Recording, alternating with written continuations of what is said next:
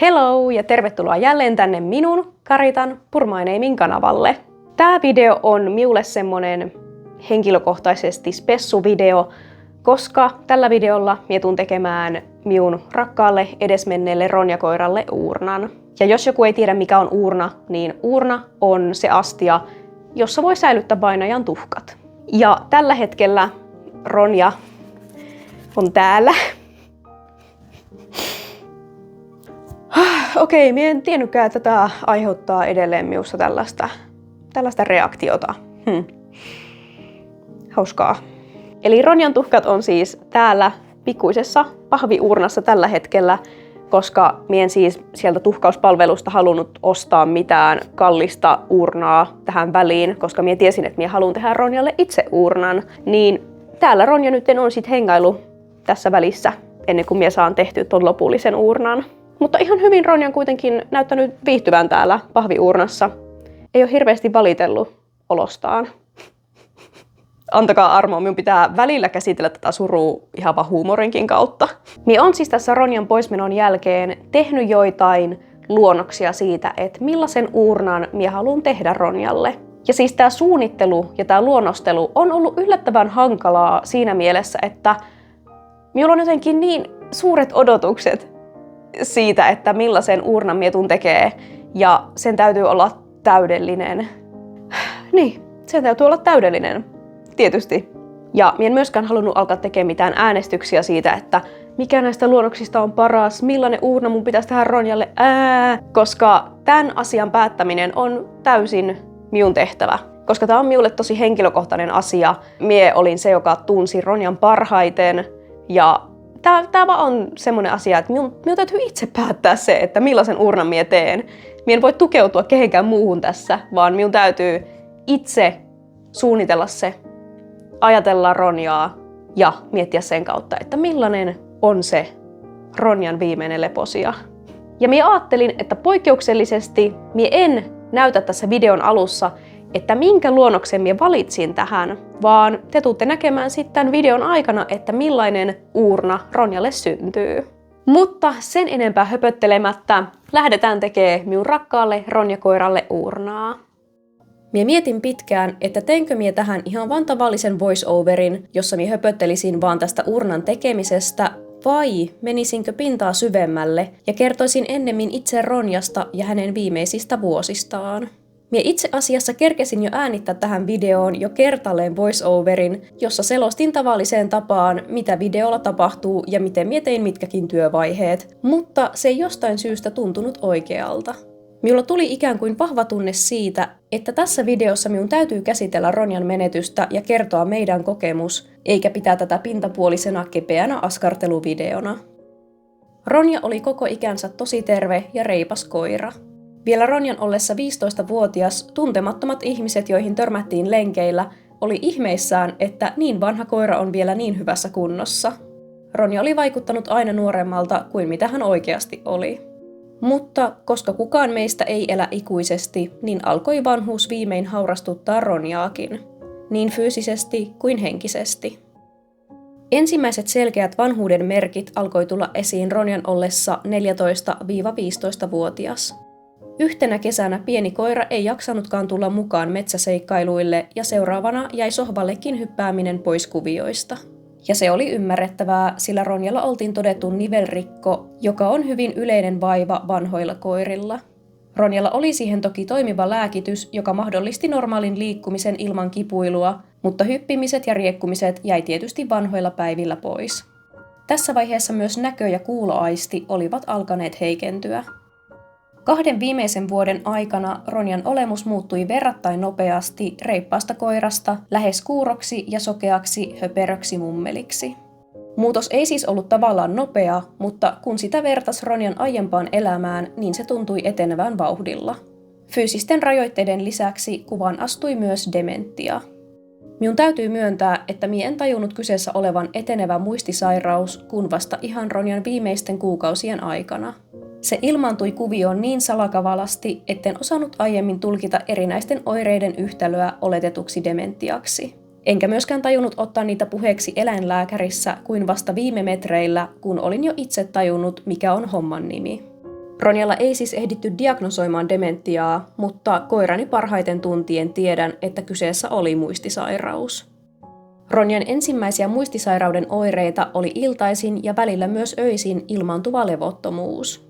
Ronja alkoi vaeltamaan pitkin asuntoa pysähtyen välillä vinkumaan. Vinkuminen ei johtunut siitä, että Ronjalla olisi ollut hätä päästä ulos, vaan se vaikutti pikemmin olevan hämmentyneisyyttä. Ikään kuin Ronja ei olisi aina tajunnut, mitä ympärillä tapahtuu ja missä hän on. Tähän kuului myös ajoittainen tyhjyyteen tuijottaminen. Ajattelin ensin, että hänestä on tullut vaan höperö, sillä vinkuminen ei itsessään ollut mikään ihme muutenkin hyvin verbaalin koiran käytöksessä. Ronja nukkui päivät ja valvoi illat ja osan yöstä. Hän alkoi unohtamaan, kummasta suunnasta ulko-ovi avautuu, eikä aina muistanut tapansa mukaisesti tervehtiä iloisesti meitä, kun tulimme kotiin. Viimeisen puolen vuoden aikana unohtui myös sisäsiisteys. Välillä Ronja saattoi vain käydä olohuoneen matolle pissille ilman, että oli edes kertonut haluavansa ulos. Ja sitten taas joskus ulos lähtiessä pissit saattoi tulla jo rappukäytävään. Tämä oli siis täysin poikkeavaa Ronjan normaalista käytöksestä, sillä Ronja oli koko elämänsä ollut aina tarkka siitä, että sisälle ei tehdä tarpeita. Pois lukien tietenkin vatsataudit, jolloin saattoi sattua vahinkoja. Viimeisenä merkkinä Ronjan viimeisten viikkojen aikana Ronja alkoi unohtelemaan myös ruokakupin paikan. Oli suoraan sanottuna raskasta katsoa, kun oma koira alkoi hetki hetkeltä muistuttamaan vähemmän omaa hassua iloista itseään. Totta kai tiesin, että koiran vanhetessa erinäiset vanhuuden vaivat tulee lisääntymään ja olemaan vahvemmin läsnä meidän elämässä. Tiesin myös, että jossain vaiheessa tulee aika, kun minun täytyy tehdä se sydäntä särkevä päätös ja päästää Ronja pois. Olin jo vuosia ajatellut, että niin pitkään kun Ronjalla on enemmän hyviä kuin huonoja päiviä, niin teen voitavani, jotta Ronja saa elää elämisen arvoista seniorikoiran elämää. Kun olin ymmärtänyt, että Ronjalla on muistisairaus, joka etenee koko ajan huonompaan suuntaan, ymmärsin myös sen, että Ronjan elämänlaatu ei ole enää sellaista, millaisen sen haluan rakkaalla koirallani olevan. Lyhyesti sanottuna voisin vaan todeta Ronjan kuolleen vanhuuteen. Tottahan se on, kun vanhuuden tuomat vaivat päätyy lopulta siihen pisteeseen, että lemmikki on parempi lopettaa. Mutta minä en ole halunnut sanoa tätä syyksi, koska se ei ollut niin helppoa ja yksinkertaista kuin miltä se saattaa kuulostaa. Päätös Ronjan lopettamisesta oli elämäni vaikein, vaikka tiesinkin sen olevan ainut oikea päätös. Tärkein ja raskain vastuuni koiran omistajana. Päästää oma rakas menemään siinä vaiheessa, kun on sen aika. Mie en olisi voinut ikinä antaa anteeksi itselleni sitä, jos olisin vaan menettämisen tuskan pelossa odottanut sitä päivää, kun Ronjan kunto romahtaisi niin, että ainut vaihtoehto olisi hätäeutanasia eläinlääkärin päivystyksessä. En halunnut Ronjan kokevan niin tuskaista ja ikävää poismenoa, kun kaiken lisäksi Ronja oli aina stressannut eläinlääkäreitä. Päädyin tutkimaan netistä mahdollisuuksia kotieutanasialle, eli palvelulle, jossa eläinlääkäri tulee käymään kotona ja lemmikki nukutetaan ikiuneen oman kodin lämmössä. Onneksi myös meidän vakioklinikka tarjosi tätä palvelua, joten päädyin tietysti varaamaan ajan heiltä. Ronjan viimeisenä päivänä me käytiin vielä viimeistä kertaa kävelemässä metsässä, ja Ronja jaksoi yllättäen pitkästä aikaa tepastella oikein reippaasti, ottaen jopa pari kertaa pienen juoksuspurtin. Sen näkeminen teki niin iloiseksi. Luulenpa, että Ronja tiesi itsekin, että pian on aika, joten vielä piti päästää viimeisetkin energiat ulos. Olin käynyt ostamassa Ronjalle monenlaisia herkkuja lihatiskiltä, jotta Ronja saa herkutella vielä viimeisen kerran lihoilla, joita hän ei ollut pystynyt todella herkän vatsan ja allergioiden takia syömään moniin vuosiin. Oli lohta, naudan ulkofileetä, kaslerpihviä ja naudan luuydintä. Kaikkea sekä raakana että kypsytettynä. Ja voi että, kun Ronja sai lautasellisen niitä herkkuja eteensä vain tovi ennen eläinlääkärin saapumista. Ronja oli silmin nähden niin iloinen ja innoissaan kaikista niistä herkuista, ja hän söikin vatsansa ihan täyteen. Piti melkein jopa vähän rauhoitella tahtia, ettei pieni koira ahmi kaikkea ihan sekunnissa. Eläinlääkäri saapui vain ehkä 10 minuuttia herkkuhetken jälkeen, ja Ronja pääsi nukkumaan pois omassa pedissään, rakkaimpien ihmisten silitellessä häntä, ilman stressiä ja suurempia kipuja. En olisi voinut tarjota parempaa lähtöä koiraystävälleni, ja minä on niin iloinen, että minä pystyin tekemään sen. Kerrankin pystyin laittamaan omat tunteeni sivuun ja ajatella vain Ronjan parasta. Se oli todennäköisesti epäitsekkäin teko, mitä olen koskaan tehnyt. Vaikka Ronjan menettäminen oli ja on elämäni suurimpia suruja, niin olen aivan todella kiitollinen siitä, että sain viettää niin pitkän ajan Ronjan kanssa. 17,5 vuotta on uskomattoman pitkä ikä koiralle ja sain kokea niin paljon hänen kanssaan läpi monien erilaisten elämänvaiheiden. Ronja tassutteli elämääni pikkupentuna, kun olin itse noin 15-vuotias ja nyt olen 32. Niin paljon uusia kokemuksia, iloja, suruja, onnistumisia, haasteita, muutoksia ja aina Ronja oli vierellä. Ronja opetti minulle paljon kärsivällisyydestä, rakkaudesta, vastuusta, ymmärryksestä, elämästä ja viimeisenä luopumisesta. Kiitos Ronja, elämäni koira, kun olit. Ja näin Ronjan uurna on valmis. Siis, minä en tiedä mitä sanoa, koska minusta tämä lopputulos on ihan supersöpö. Ja jotenkin tosi silleen ronjamainen.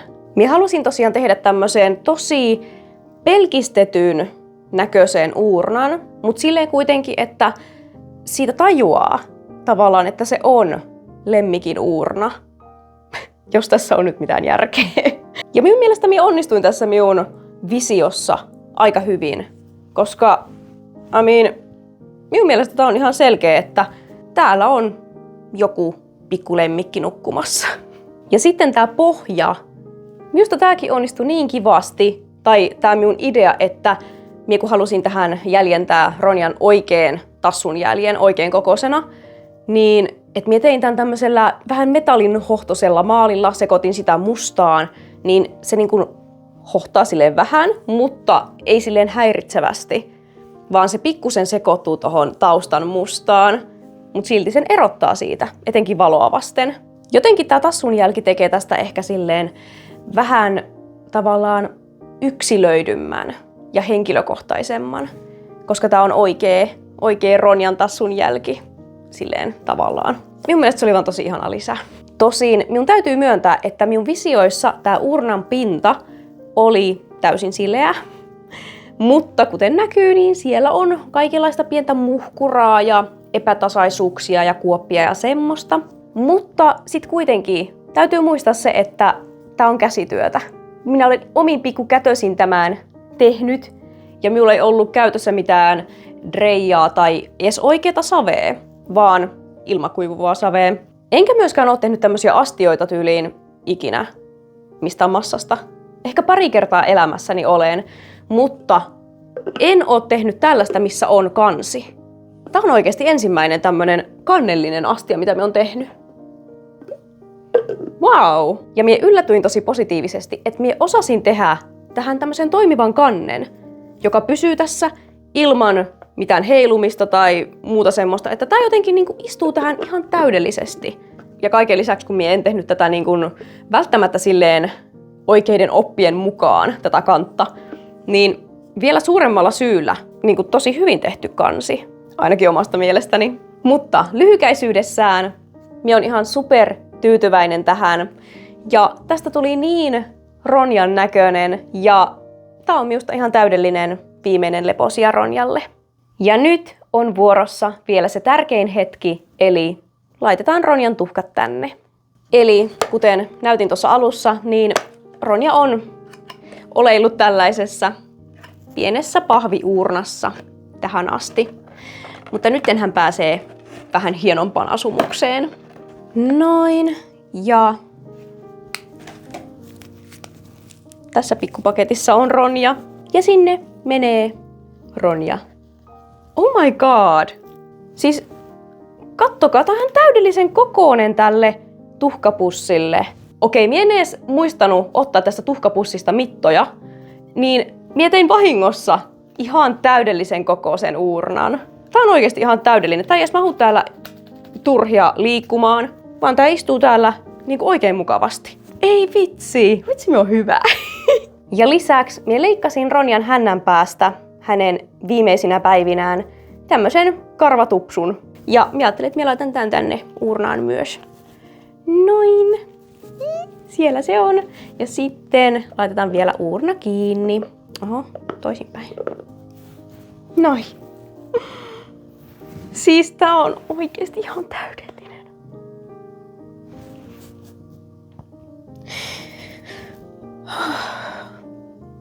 Minä olen niin iloinen, että minä sain tehtyä tän itse. Ja minä onnistuin siinä ja siitä tuli oikeesti ihan täydellinen. Totta kai minä tiedän, että Ronja ei enää ole täällä, mutta minä toivon, että hän on tyytyväinen tähän uurnaan. Ja että hänen on hyvä olla siellä. Tää oli nyt selkeästi itselleni jotenkin iso juttu, kun saada tehtyä tää uurna itse. Ja nyt kun minä sain tehtyä sen ja kun minä olen niin kun tyytyväinen siihen, millainen siitä tuli. Ja minusta se on niin kun ihan täysin niin kun Ronjan näköinen uurna. Niin tästä tuli vaan niin kun semmonen olo, että minä olen tehnyt työni. Minun piti tehdä tää. Hyvä, että minä päätin tehdä tän. Minusta tuntuu, että nämä kyynelet tällä hetkellä ei edes ole mitään surun kyyneliä. Tää tuntuu enemmän siltä, että tää oli minulle tosi tärkeä asia tehdä, tää Ronjan uurna. Ehkä tää on jollain tavalla parantava kokemus itselleni ja sellainen tapa myös käsitellä tätä asiaa tietenkin. Minä olen ihan jossain erikoisissa tunnelmissa nyt, minä en edes tiedä mitä minä oikein selitin äsken. Mutta minä luulen, että tämä video alkaa olla tässä. Kiitos sinulle, kun katsoit tämän videon tänne asti. Se merkitsee minulle ihan tosi paljon. Ja jos tykkäsit videosta, niin muista pistää peukkua videolle. Ja jätä tuonne kommentteihin jotain kivaa, niin minä lupaan vähintäänkin tykätä kaikista kivoista kommenteista, mitä tämän videon alle tulee. Ja muista myös tilata kanava, jos et ole sitä jo tehnyt. Me nähdään seuraavan taiteiluvideon merkeissä ja se ois. Bye bye! 언제나 함께 있었음 해 모든 게 다 통하니까 Feels like daydreaming 너와 있을 땐 난 I love my life 사라지지 마 나의 전부